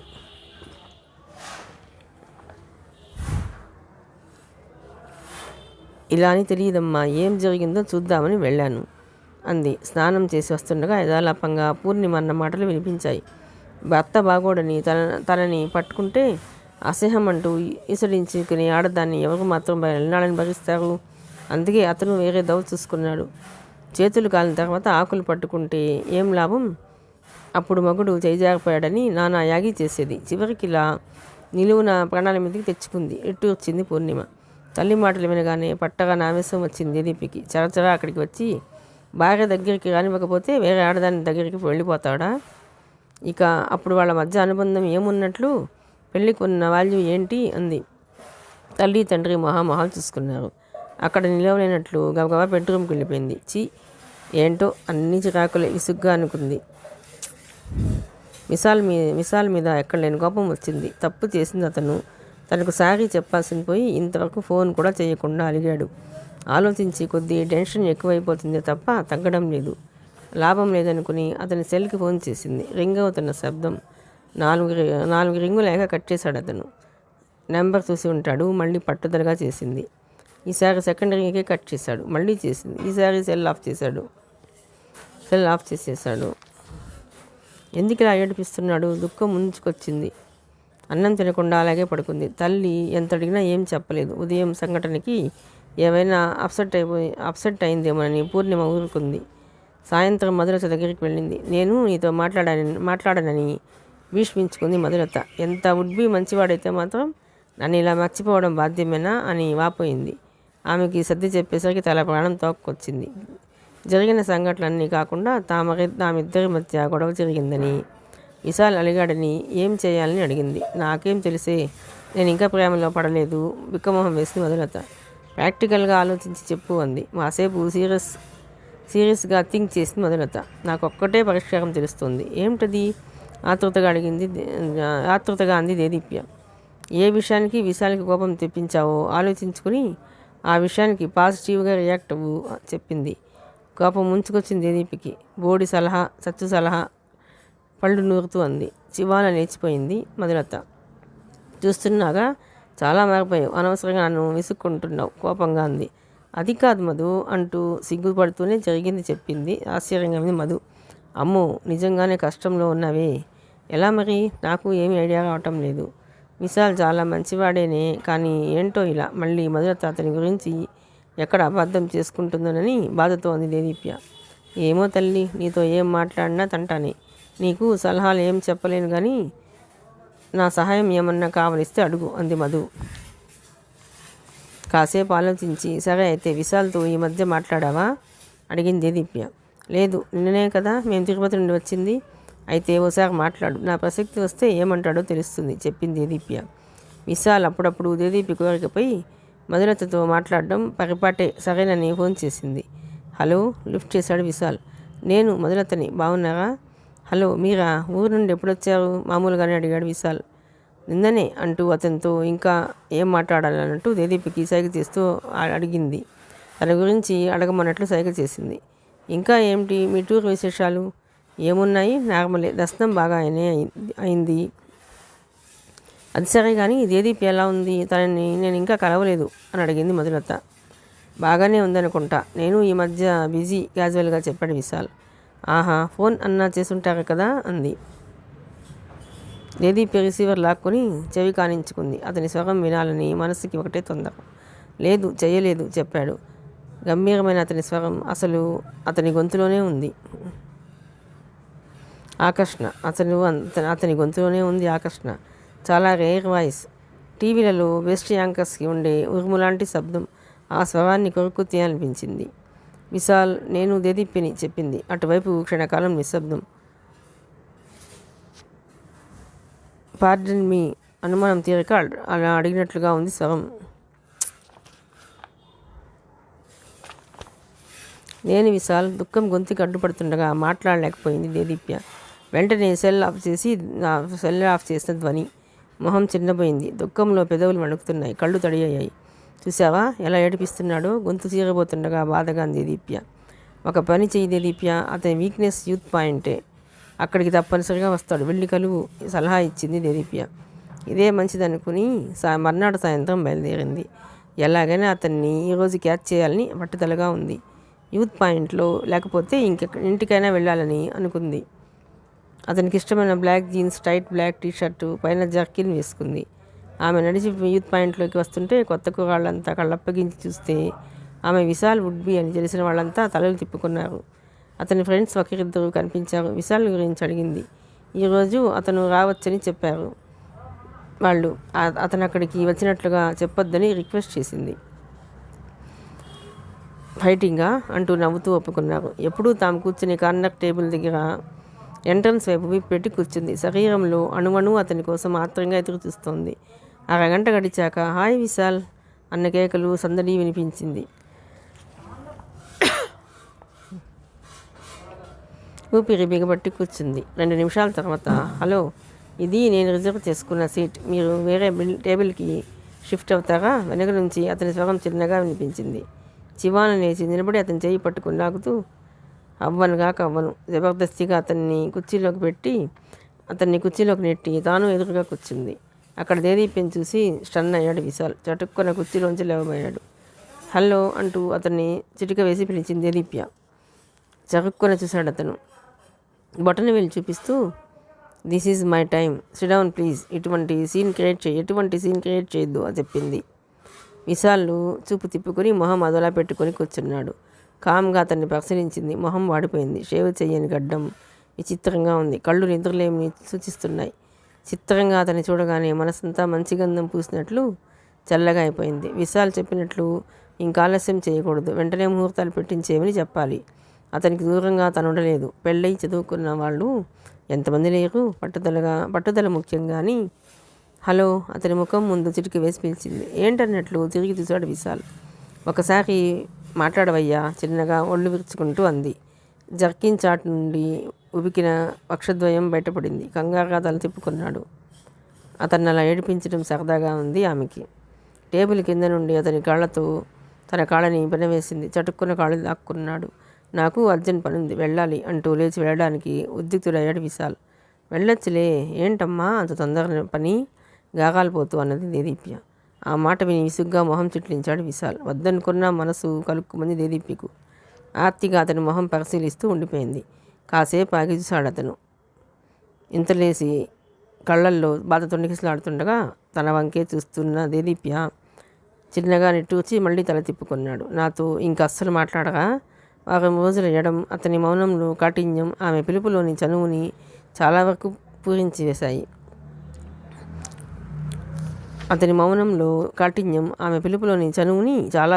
హరించి వేశాయి. ఎందుకు మాట్లాడను? అప్పటికి గొంతు విప్పాడు. అంత మాత్రానికి ఆమె పొంగిపోయింది. పక్కకి తిరిగి వచ్చి అతని పక్క కుర్చీలో కూర్చుని అతని చుట్టూ చెయ్యి చుట్టి వేసి భుజం మీదని తలాంచింది. ఆమె జుట్టు నిమురుతూ ఉండిపోయాడు. చచ్చిపోవాలనిపించేంత బాధ కలిగింది.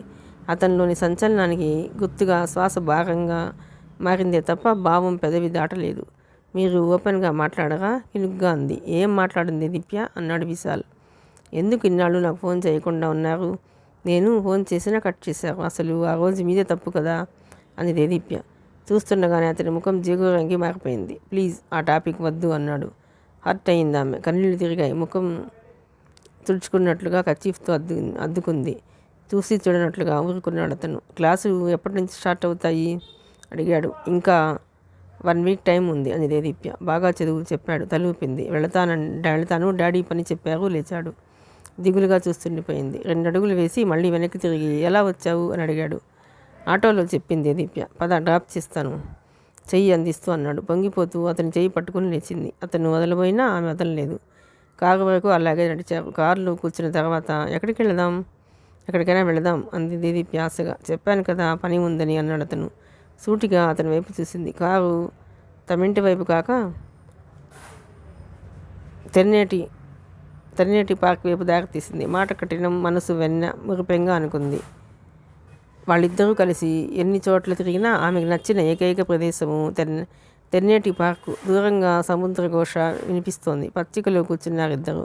ఆ చల్లదనానికి మనసంతా ఆహ్లాదంగా మారింది. గువ్వపెట్టలా దగ్గరగా తిరిగి కూర్చుంది. అతని నడుం చుట్టూ చేయి వేస్తూ మన ఇద్దరం పెళ్లి చేసుకుందాం, నీ ఇష్టం, రేపంటే రేపే నేను రెడీ గుసగుసగా అంది. ఆమె తలని భుజం మీదకి చేర్చుకుంటూ స్టడీ కంప్లీట్ చెయ్యి, పర్వాలేదు చెప్పాడు. ఎవరికి పర్వాలేదు, నాకు చాలా కష్టం బాబు కొంటెగా అంది దేదీప్య. చిన్నగా నవ్వాడు విశాల్. అబ్బా, మల్లెల వాసన విరిసినట్లుగా ఉంది. తన్మయత్వంగా అతని నవ్వుని చూస్తూ అంది. పచ్చికలో తెల్ల గులాబీలు మెరిసిపోతున్న ఆమె పాదాల మీద పడిన అతని దృష్టి వాటిని తదేకంగా చూస్తూ సంకోచిస్తూనే చెయ్యి వేశాడు. వద్దు విశాల్ అనేది దీప్య. వేరేగా కాదు, నాకు కితకితలు వస్తాయి అంటూ అతని చెయ్యి తీసి తన పాదాల మీద వేసుకున్నది ఆమె. తీరైన ముచ్చటైన పాదాలు ఆమె పాదాల కంటిన పచ్చికని దులిపాడు. అతని ముఖం అంతా అవ్యక్తమైన బాధతో నిండింది. దేదీప్యకి అనుమానం వచ్చింది. ఇతను ఎందుకో బాధపడుతున్నాడు, ఏదో సంఘర్షణ అనుభవిస్తున్నాడు. ఏమిటతని బాధ? అతనంటే ప్రేమ ఉప్పొంగిపోయింది.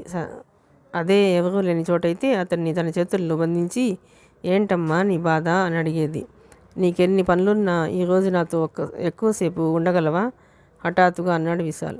తెల్లబోయింది దీప్య. ఏం అన్నది. ఎంతసేపు ఉండగలిగితే అంతసేపు అన్నాడు విశాల్. ఎందుకు విశాల్ అన్నది దీప్య. తల అడ్డంగా ఆడించాడు. తెలియదు, కానీ నిన్ను ఇబ్బంది పెట్టను, నీ ఇష్టం. మళ్ళీ మౌనం వహించాడు.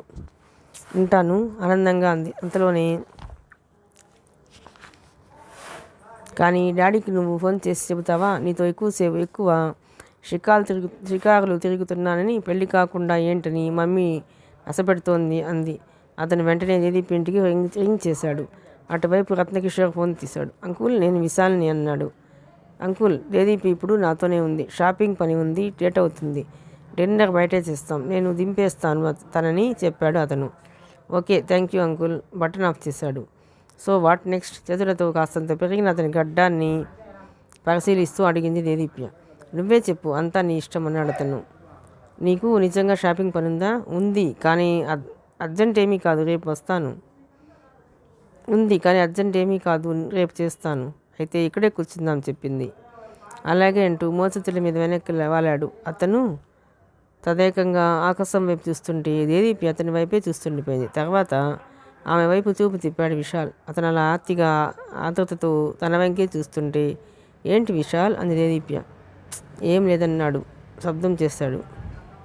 ఏం లేదన్నట్లు శబ్దం చేశాడు. అతను అలా తన వంక చూస్తుంటే ఇది వరకట్లా సిగ్గుగా అనిపించడం లేదు. ఎందుకంటే అతని కళ్ళల్లో కోరిక లేదు, ఏదో ఆవేదన తొంగి చూస్తోంది. తనతో అనిశ్చితంగా ప్రవర్తించినందుకు బాధపడుతున్నాడేమోనని ఊరుకుంది. 9 అయ్యాక లేచారు. ఇదివరకటి అతని చిలిపి మాటలు, గిల్లి కజ్జాలు ఏమీ లేకపోయినా సంతృప్తిగా ఉంది. ఇద్దరి మధ్య ఉన్న దూరం తగ్గినట్లు అనిపించింది. గ్రాండ్ బేలో డిన్నర్ తీసుకున్నారు. అతను కారులో ఇంటి దగ్గర దిగబెట్టాడు. దిగే ముందు అడిగింది దేదీప్య పెళ్లి సంగతి ఏంటని. ముందు ఫైనల్ ఇయర్ కానీ చెప్పాడు విశాల్. నా వరకు నాకు అభ్యంతరం ఏమీ లేదు, పెళ్ళయ్యాక చదువుతాను చెప్పింది ఆమె. తల పంకించాడు. అంతకుముందు ఎప్పుడూ లేనిది ఆమె కనుమరుగయ్యే వరకు చూసి కార్ బ్యాక్ చేశాడు. మర్నాడు మధ్యాహ్నం క్లాసులు అయ్యి ఇంటికి వచ్చాక లలిత ఫోన్ చేసింది. ఓసారి ఇంటికి రామ్మా అని. మళ్ళీ విశాల్ని చూడొచ్చు అనుకునేసరికి ఆమెలో ఎక్కడలేని ఆనందం కలిగింది. అంతే, గబగబా 2 ముద్దలు తిని కంగారుగా బయలుదేరింది. ఏంటమ్మా హడావిడి అడిగింది తల్లి. వెళ్ళేసరికి వాడింట్లో చుట్టాలు. ఓహో, వీళ్ళందరికీ పరిచయం చేయాలని పిలిచారు కాబోలనుకుంది. అనుకున్నట్లుగా విశాల్ వుడ్బీకి అందరికీ పరిచయం చేశాడు. చరిత సందడిగా తిరిగేస్తూ అందరికీ మా వదిన అని చెప్పేస్తుంది. అందరూ ఉన్నారు కానీ అసలు మనిషే కనిపించడం లేదు. చుట్టూ వెతుకుతోంది. చరితగా గమనించినట్లుంది. అన్నయ్య కోసమైనా వస్తాడులేండి రహస్యంగా చెప్పినట్లుగా అంది. నవ్వేసింది దేదీప్య. ఆ హాల్లో ఉన్న చుట్టాలందరూ పొలగంగా మాట్లాడేసుకుంటున్నారు. లక్షణంగా ఉంది అమ్మాయి. ఒక్కడిని పంపించే బదులు ఇద్దరికీ ముడిపెట్టేసి పంపిస్తే బాగుండేది, ఒక ఆవిడ అంటోంది. వాళ్ళు అంటున్న మాటలు విన్న దేదీప్య దోసలు అనుమానంతో ముడిపడ్డాయి. ఒక్కడినే పంపించడం ఏమిటి? ఎక్కడికి? మెదడులో 1,00,000 ఆలోచనలు ఏకకాలంలో కంతిరీగల తొట్టును కదిపినట్లు లేచాయి. వాడే వద్దన్నాడు. ఈలోపు అమ్మాయి చదువు పూర్తవ్వాలిగా లలిత అంటోంది. దేదీప్యకి ఏం అర్థం కాలేదు. మైండ్ అంతా బ్లాక్ అయిపోయింది. చరిత కోసం వెతికింది. తను చాలా హడావిడిలో ఉంది. చివరికి ఆమెను కిచెన్లోకి పట్టుకుంది. ఆంటీ, ఏంటి మీ అన్నయ్య గురించి అంటున్నారు? ఏమంది మమ్మీ? అర్థం కాక అడిగింది. మీ అన్నయ్య ఎక్కడికి వెళుతున్నారు? వణుకుతున్న స్వరంతో అంది దేదీప్య. అబ్బా, ఏమీ తెలియనట్లు ఇప్పుడే పెళ్ళి వద్దు, మీరు బాగా చదువుకోండి స్విట్జర్లాండ్ పంపిస్తున్నారుగా. అంతా మీ కోరిక మీదేనంటగా. సడన్గా పెట్టుకున్నాడు స్టడీ ప్రోగ్రాం. మొత్తానికి వారం రోజుల్లో అన్ని పనులు చకచకా ముగించేశాడు చెప్పిందామె. చదువు కోసమా? స్విట్జర్లాండా? ఎన్నాళ్ళు? దిగ్భ్రమంగా చూస్తూ అడిగింది దేదీప్య. విచిత్రంగా చూసి, మీకు తెలీదా? 2 years చెప్పేసి ఎవరో గెస్ట్ పిలిస్తే వెళ్ళిపోయింది. చెవుల్లో ఒకటే హోరు. కాళ్ళు పట్టు తప్పుతున్నట్లు అనిపించింది. దుఃఖం ముంచుకు వచ్చేస్తోంది. ఏం చేయాలి ఇప్పుడు? ఏదో చెయ్యాలి. ఎలా? కాళ్ళు ఇడ్చుకుంటూ అతని బెడ్రూమ్ వైపు నడిచింది. అది చూసి వెనక అందరూ ముసిముసిగా నవ్వుకుంటున్నా ఎంత మాత్రమూ లెక్క చేయలేదు. అతని గదిలోకి నడిచి గోడ కానుకుని నిల్చుంది దేదీప్య. అటువైపు తిరిగి లగేజ్ సర్దుకుంటున్నాడు అతను. ఎందుకు ప్రియతమా? ఎడబాటు కొలిమిలో నన్ను నిలువునా కాల్చేసి నువ్వు సుదూరాలకి తరలిపోతున్నావు. జీవితం కష్టసుఖాలనిపిస్తే నీ సహచర్యం వాటిని సమానంగా తీసుకోవడం నేర్పింది. నీ నవ్వు నా జీవితాన్ని పుష్పంలా వికసింపజేస్తే నీ కోపం నా మనస్తత్వాన్ని శూన్యంలో ముంచేస్తుంది. కళ్ళ వెంబడి నీరు కారిపోతుంది. ఉలుకు పలుకు లేకుండా అలాగే నిల్చుండిపోయింది దేదీప్య. అతను యథాలాపంగా తిరిగి చూశాడు. అక్కడ గోడను అనుకుని జీవం లేని బొమ్మల దేదీప్య కంగారుగా దగ్గరికి వచ్చాడు. దగ్గరికి రావద్దు బెదిరించింది. అసహాయంగా నిలబడిపోయాడు. నన్ను అసలు అంటుకోవద్దు. అలాగే నీ ఇష్టం ప్రకారమే. బలహీనంగా నవ్వాడు విశాల్. టైం చూసింది. 2:15. ఎన్నింటికి వెళ్ళేది? లోగొంతులో అడిగింది దేదీప్య. గోదావరి ఎక్స్ప్రెస్కి 5 గంటలకి ట్రైన్, అక్కడ నుండి ఫ్లైట్లో చెప్పాడు అతను. నిస్తేజంగా చూస్తూనే ఉండిపోయింది. అసలు మీరెందుకు వెళుతున్నారు? రోషంగా అడిగింది దేదీప్య. నవ్వాడు. అతని ముఖంలో ఏ భావమూ లేదు. చెప్పండి రెట్టించింది. ఎందుకేంటి? చదువుకోవడానికి. ఇక్కడ లేదా చదువు? నాకు ఇక్కడ చదవాలని లేదు. ఓహో, అక్కడ స్విట్జర్లాండ్లో అందమైన అమ్మాయిలతో కలిసి చదవాలనా? వెటకారంగా అంది దేదీప్య. కరెక్ట్గా గెస్ చేశావు. సూట్ కేసు క్లోజ్ చేస్తూ నవ్వుతూ అన్నాడు. మీరు వెళ్ళొద్దు మొండిగా అందామె. తప్పదు స్థిరంగా అన్నాడు విశాల్. ఏం? ఎందుకు కుదరదు? నేను ఆ రోజు అలా అన్నానని మీరు వెళుతున్నారు కదూ? ఏడుపు బిగబట్టుకొని అంది దేదీప్య. అవన్నీ అనవసరం. నీ చదువుకి నేను అడ్డురాను. నువ్వు హ్యాపీగా పోస్ట్ గ్రాడ్యుయేషన్ కంప్లీట్ చేసి రీసెర్చ్లో జాయిన్ అవ్వు. నేను నా కోర్స్ పూర్తి చేసుకుని వచ్చేస్తాను. నేను ఉండలేను విశాల్, ప్లీజ్ మీరు వెళ్ళొద్దు దీనంగా అడిగిందామె. తప్పదు. నేను దాదాపు 10 lakhs ఆ కోర్స్ కోసం కట్టేశాను. రిటర్న్ రాదు. అదీగాక నాకు అక్కడ స్టడీ చేయాలని ఉంది చెప్పాడు విశాల్. వెళ్ళండి, నేను ఇక్కడే ఇంకొకరిని చూసుకొని పెళ్లి చేసుకుని హాయిగా ఉంటాను కసిగా అంది దేదీప్య. తుఫాన్లా దూసుకొచ్చి ఆమె భుజాలు పట్టుకుని ఆమె కళ్ళల్లోకి చూస్తూ అలా గనుక జరిగితే చంపేస్తాను, గుర్తుంచుకో వదిలేసి గిరుక్కొని తిరిగాడు. చూస్తుండిపోయింది దేదీప్య. మీరు చేయబోయిన పనికి నేను ఒప్పుకొని ఉంటే బాగుండేది కదూ. అవన్నీ జరిగేవి కావు. 2 ఏళ్ళు మీకు దూరంగా ఎలా ఉండాలి? నా పట్ల కాదు, నా వల్ల కాదు. నన్ను మీతో తీసుకువెళ్ళండి, లేదంటే మీరైనా ఉండిపోండి ఏడుస్తూ అంది దేదీప్య. వినట్లు ఉండిపోయాడు విశాల్. ఆఖరికి వెళ్లే ముందు నాకు చెప్పాలని, నాతో చర్చించి డెసిషన్ తీసుకోవాలని కూడా మీరు అనుకోలేదు అంది. నీకు చెబితే నువ్వు ఒప్పుకుంటావా అడిగాడు. మౌనం వహించింది. కాసేపు ఆగి, ఇప్పుడు కూడా ఎవరో చెబితే తెలిసింది. ఇలా నాకు చెప్పకుండా వెళ్ళిపోవడం మీకు అన్యాయంగా అనిపించలేదా? గోపంగా అడిగింది.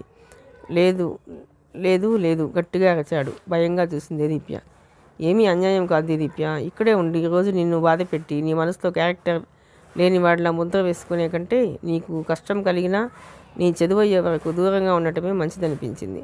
నువ్వే ఇంత బాధపడుతుంటే నా మనసులో ఎంత బాధ ఉందో అర్థం కావడం లేదా? ఆవేదనగా అన్నాడు. విశాల్ అంటూ వచ్చి చుట్టుకుపోయింది. అప్పుడు కోపంలో అనేసాను కానీ నువ్వంటే నాకు ఎప్పుడు వేరే ఉద్దేశాలు లేవు. ఐఎమ్ సారీ అంది. ప్లీజ్ కంట్రోల్ యువర్ సెల్ఫ్ వీపు మీద అనునయంగా రాస్తూ అన్నాడు విశాల్. నిన్ను చూడకుండా ఎలా ఉండాలి?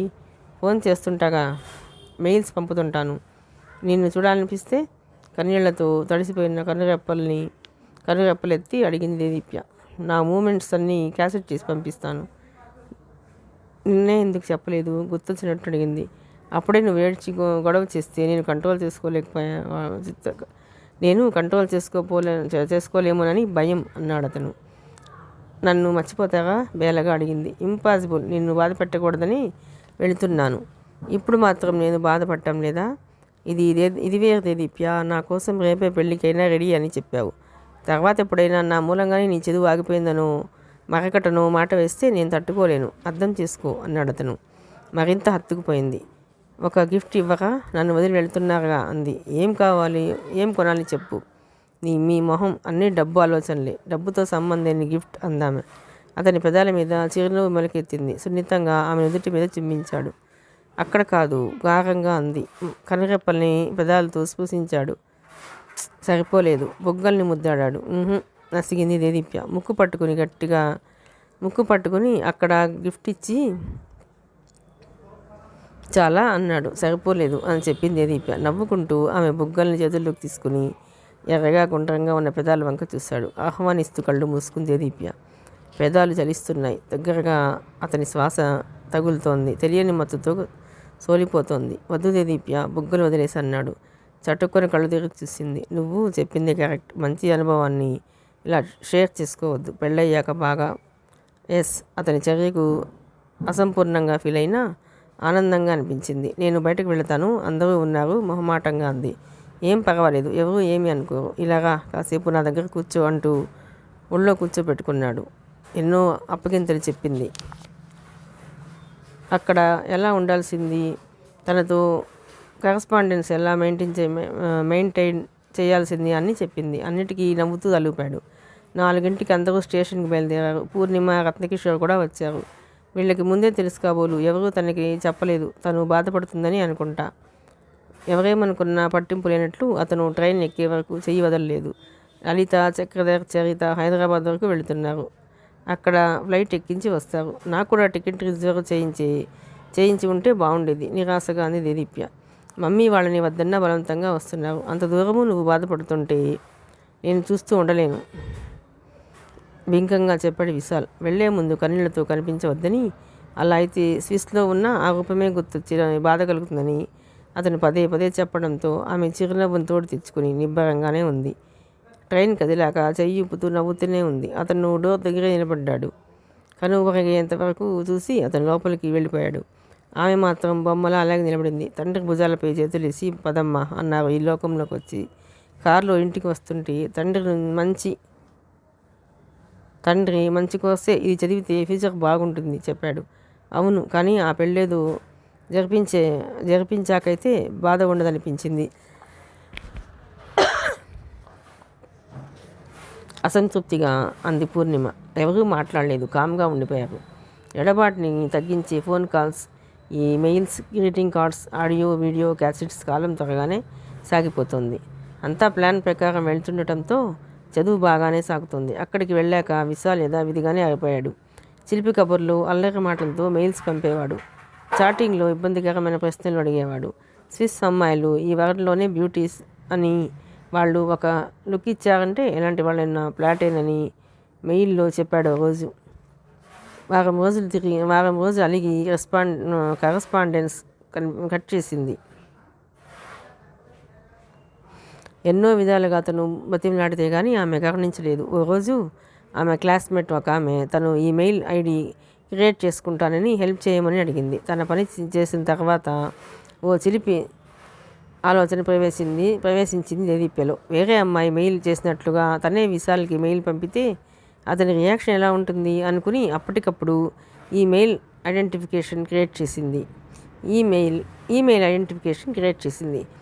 ప్రతిమ, sweety, all the rate yahoo.com పేరు మీద ఎలా అతనికి మెయిల్ పంపాలా అని ఆలోచించింది. పగడ్బందీగా మెయిల్ టైప్ చేయడంతో డిఫరెన్స్ చూపిస్తూ మెయిల్ చేసింది. యూత్ పాయింట్లో అతన్ని చూసేదానని, అతనితో ఫ్రెండ్షిప్ చేయాలని ఉందని, ఈ మధ్య అతను కలవకపోవడంతో అతని ఫ్రెండ్స్ దగ్గర ఐడి తీసుకున్నానని చాలా పొయిటిక్గా ఇంప్రెసివ్గా మెయిల్ చేసింది. అతను మెయిల్స్ ఈవినింగ్ చెక్ చేసుకుంటాడు. స్విస్ టైంకి మనకి 7 అవర్స్ పైన డిఫరెన్స్. మళ్ళీ మర్నాటి వరకు వెయిట్ చేయడం ఎంతో కష్టంగా అనిపించింది. అప్పటికి ఫైనల్ ఎగ్జామ్స్ అయిపోవడంతో వేరే ఆలోచనలు లేవు. దీని మీదే దృష్టి అంతా. మర్నాడు ఉదయమే దగ్గరలో ఉన్న సైబర్ సిటీకి వెళ్ళింది. ప్రతిమ సైట్ ఓపెన్ చేస్తుంటే ఒక్కసారిగా గుండె దడదడలాడింది. చెక్ మెయిల్స్ క్లిక్ చేసింది. Yahoo, you have one unread message. You have one unread message. చూడగానే ఏసీలోనూ చెమటలు పోసాయి. Message from Vishal. సబ్జెక్ట్ దగ్గర నథింగ్. గబగబా మెయిల్ చదివింది. I don't know who are you, I'm sorry అని ఉంది. చిన్న నవ్వు పాకి వచ్చింది ఆమె పెదాల మీద. నిన్ను ఇంతటితో వదలనుగా అంటూ మళ్ళీ కంపోజ్ మీద క్లిక్ చేసి చేసుకున్న మ్యాటర్ టైప్ చేసింది. విశాల్తో మాట్లాడకపోయినా అతనంటే చాలా ఇష్టం అని తనని పెళ్లి చేసుకోనక్కర్లేదు కానీ ఫ్రెండ్షిప్ చేస్తే చాలునని అతను తనకు ఐ లవ్ యూ చెప్పాలని, లేకపోతే సూసైడ్ చేసుకుంటానని ఎటువంటి వాళ్ళనైనా టెంప్ట్ చేసేలా టైప్ చేసింది దీప్య. తర్వాత తను పంపించిన మెయిల్ చూసుకొని నవ్వుకుంది. మళ్ళీ 1 night వరకు వెయిటింగ్, టెన్షన్. విశాల్ ఎలా రియాక్ట్ అవుతాడు? మర్నాడు ఉదయం యథావిధిగానే ఆ కంప్యూటర్ సెంటర్కి వచ్చింది. చాలాసేపు నెట్ కనెక్ట్ కాలేదు. కనెక్ట్ అయినా మధ్యలో డిస్కనెక్ట్ అయిపోతుంది. ఎట్టకేలకి ప్రతిమ సైట్లోకి ప్రవేశించగలిగింది.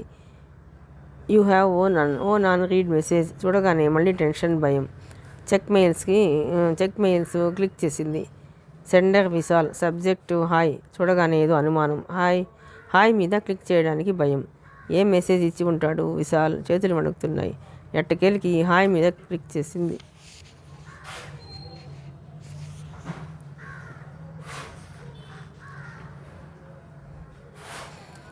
మెసేజ్ ప్రత్యక్షం. Hi Pratima, I love you. చూడగానే తనలో హోరు అక్షరాలన్నీ అల్లుకుపోయి కనిపించాయి. కూడా పలుక్కుని చదివింది.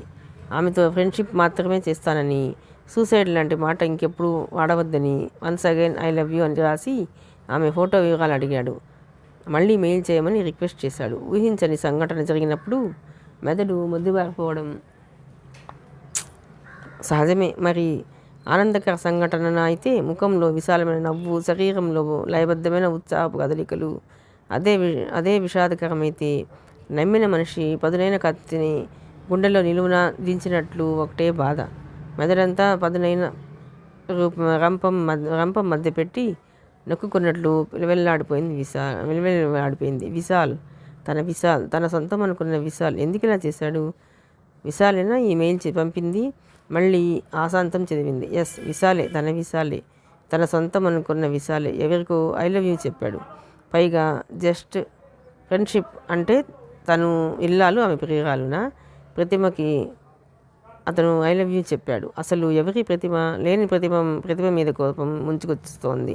ఎదురుగా కనిపిస్తే తిట్టాలనుంది. నిస్తేజంగా కంప్యూటర్ టేబుల్ మీద తలవాల్చింది. 2 నిమిషాలు ఏమీ గుర్తు కానట్లు మైకం కమ్మింది. అంతలోనే ఉలికిపడి లేచింది. ఏం జరిగింది? కొత్తగా ప్రశ్నించుకుంది. సమాధానం రాగానే మనశ్శరీరాలు వణికిపోయాయి. ఏం చేయాలి ఇప్పుడు? కోపం పొంగుకొచ్చింది. మనసంతా అతనంటే ద్వేషం కమ్ముకుపోయింది. ఇలాంటి మనిషినా ఇంతకాలం ప్రేమించింది? ఇటువంటి ఆనందం కోసమేనా? బిల్లు చెల్లించి బయటకు వచ్చి ఎస్టీడీ బూత్ దగ్గరికి వెళ్ళింది. స్విట్జర్లాండ్ అతని రూమ్కి ఫోన్ చేసింది. అప్పుడు అతను తెల్లవారుజాము నిద్రలో ఉంటాడని తెలుసు. కానీ అతను లేచే వరకు వెయిట్ చేయాలని లేదు. 5-6 రింగులయ్యాక హలో, ఐయామ్ ప్రతిమ వాయిస్ మార్చి చెప్పింది దీప్య. అటువైపు క్షణకాలం నిశ్శబ్దం. గుర్తుకు తెచ్చుకున్నట్లుగా ఓ ఎస్, మీరు మెయిల్ చేశారు కదూ, రిప్లై ఇచ్చాను చెప్పాడు. అతను అలా అనగానే మతిపోయింది. ఎస్ చూశాను, డైరెక్ట్గా విందామని మెల్లగా అంది. కమాన్ యార్ నవ్వాడు విశాల్. అతని నవ్వు వినగానే ఒళ్ళంతా బగ్గున మండింది. ఉచితానుచిత వివేకం నశిస్తోంది. కర్చీఫ్ అడ్డు తీసేసింది. మిస్టర్ విశాల్, నన్ను పెళ్లి చేసుకుంటారా అడిగింది. అప్పటికి నిద్రమత్తు నుండి తేరుకున్నాడు అతను. వాయిస్ దేదీప్యలా ఉంది. Marriage, who is speaking? అతని గొంతులో అనుమానం. మీరు ఐ లవ్ యూ చెప్పిన ప్రతిమని. మై గాడ్, దేదీప్య ఆందోళనగా అన్నాడు. ఎస్, దేదీప్యనే. ప్రతిమని అనుకున్నారా? మీకు ఫోటో పంపించాలా? ఎంతమంది ఫోటోలు కావాలి? పోనీ ఎంత ఆడవాళ్ళు కావాలో చెప్పండి అంది. యూ స్టూపిడ్ డెవిల్, తిట్టి ఫోన్ పెట్టేశాడు అతను. కంటి వెంట తాగాపాతంగా నీరు కారుతుండగా ఆ క్యాబిన్లోనే అలా కూర్చుండిపోయింది. కాసేపటికి తీరుకుంది. బిల్ చెల్లించి బయటకు వచ్చింది. ఏం చేయాలో తోచడం లేదు. అందరి మీద కసిగా ఉంది. అసలు ఈ ప్రపంచం అంటేనే విపరీతమైన ద్వేషంగా ఉంది. అందరినీ వదిలేసి దూరంగా ఎక్కడికో వెళ్ళిపోవాలని ఉంది. విశాల్ని గుర్తుకు తెచ్చి ఈ పరిసరాల్లో అసలు ఉండకూడదు. వెంటనే ఇప్పుడే వెళ్ళిపోవాలి. అప్రయత్నంగా ఆమె కాళ్ళు బస్టాండ్ దిశగా దారి తీశాయి. కనీసం ఆటో ఎక్కాలన్న ధ్యాస కూడా లేదు. అలా నడుచుకుంటూనే వెళుతోంది. మిగతా కథ 3వ భాగంలో నుండి